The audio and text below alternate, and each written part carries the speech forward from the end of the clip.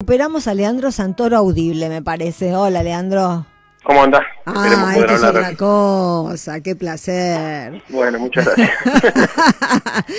Bueno, nos habíamos quedado en el sentido común que te preocupaba. A ver, ¿podemos recuperar esa idea? Sí, es eso. A ver, me parece que hay dos registros donde se discute la política en la Argentina: el registro material, el económico, y el registro simbólico, discursivo. El gobierno sabe que tiene perdida la discusión económica, que no hay forma que pueda recrear ningún tipo de esperanza. Además, creo que todos los argentinos somos conscientes que mañana, lamentablemente, si esta gente sigue, el presente va a ser peor, la realidad en realidad va a ser peor, y entonces llevan la discusión siempre hacia el terreno simbólico, hacia el tratamiento subjetivo de los asuntos de la Argentina, tratando de, obviamente, mentir, exagerar, plantear situaciones ambiguas que sostengan un discurso donde nosotros aparecemos como las mafias, como los irracionales, como los violentos, y ellos representan una suerte de racionalidad blanca, pura, inmaculada, que se enfrenta contra poderes ocultos. En ese contexto la ponen a Vidal, por ejemplo, a vivir en una base militar. En ese contexto nos ponen a nosotros permanentemente en situaciones absurdas, donde tenemos que explicar que por más que quisiéramos no podríamos ser nunca Venezuela, porque es un absurdo total la comparación de un país con el otro. Bueno, y situaciones que a veces lindan con lo infantil y lo ridículo, pero que resultan ser efectivas a la hora de interpelar un sector de la sociedad. Bueno, resultan ser efectivas porque tienen 500 medios de comunicación donde trabajan inescrupulosos que repiten cosas que a uno le parece mentira que sean repetidas. No, pero además es regional esto, ¿eh? Sí, sí. Es más, te podré decir hasta que es dentro del contexto iberoamericano, porque la vez pasada yo escuchaba las críticas que le hacía la derecha española a los chicos de Podemos en la elección, y eran calcadas a las críticas que estos tipos nos hacen a nosotros. Que nos habían financiado Venezuela. Barbaridades. Barbaridades, que estaban a favor del terrorismo. Cualquier disparate es válido. Por eso te digo, creo que obviamente hay algo que tiene que ver con la correlación de fuerzas, donde ellos tienen obviamente mucho más fierro, mucha capacidad de instalar temas que nosotros, pero también hay algo que habla también de la formación política de la sociedad, de cierta cultura, de cierta banalización. Creo que tiene que ver también con una disminución de la densidad teórica de la cultura política argentina y regional, que viene de la mano de lo que fue la derrota cultural que el neoliberalismo nos asistió a las fuerzas populares.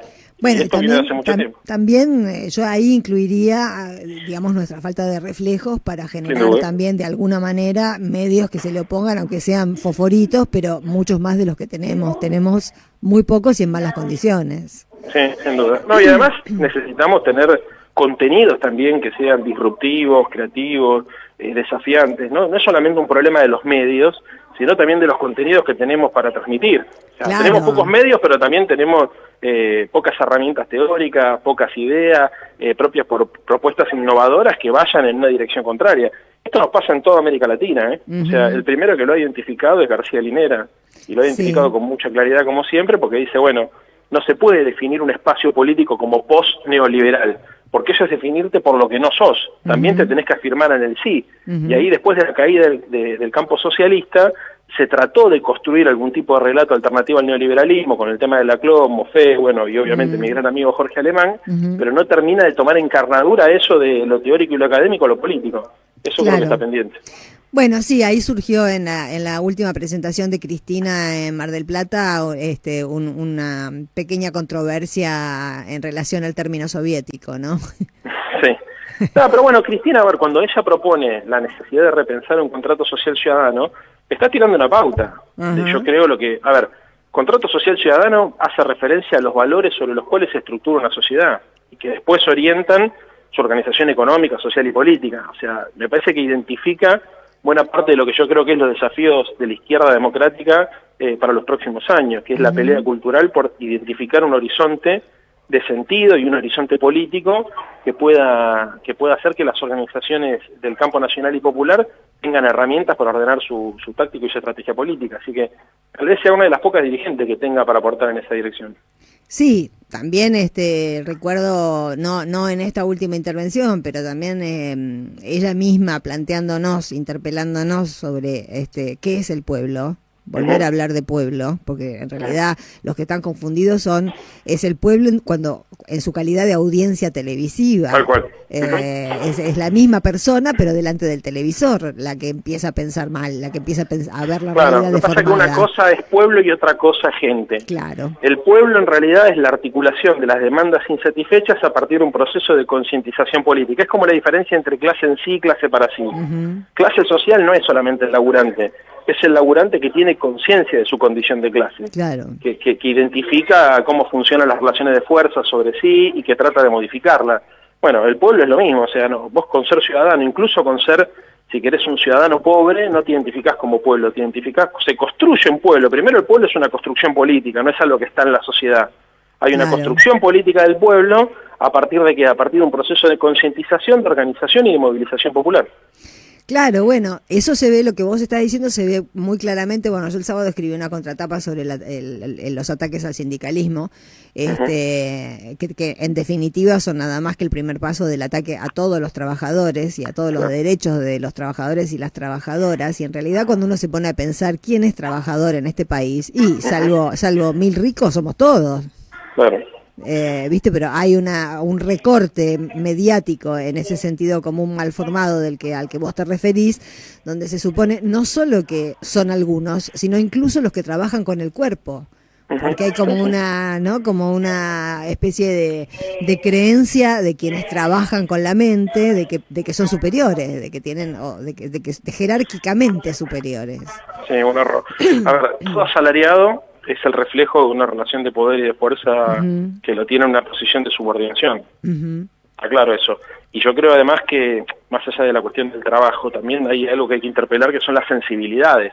Porque cuando vos interpelás a un ser humano a partir de la posición que ocupa en la estructura de producción, lo interpelás a partir de condiciones objetivas. Pero yo también creo que hay que interpelar a partir de condiciones subjetivas, porque existen trabajadores que no se identifican como tal, que sí por ahí se identifican, no sé, qué sé yo, metele, no sé, como consumidores, que esa relación también los pone en una posición desfavorable de la relación de fuerza general, y para eso se necesita apelar a la sensibilidad. Te pongo un caso concreto. Vos podés, por ejemplo, vivir de rentas, porque heredaste una fortuna.